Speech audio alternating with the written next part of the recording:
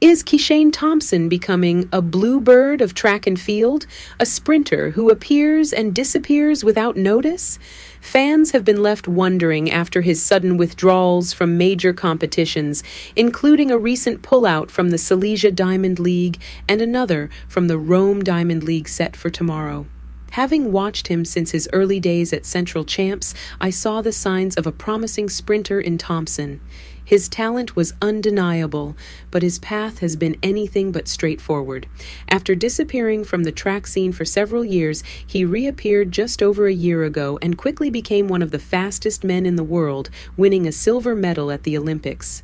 Yet, Thompson's latest decisions to skip these key races have sparked concern and confusion. Is he injured, or is this part of a broader strategy to keep his competitors guessing? With a history of unpredictable appearances, Thompson has become something of a mystery in the world of sprinting. As the Rome Diamond League approaches, fans are left hoping for a surprise appearance from the Jamaican star, wondering if he'll live up to his reputation or fade away once again.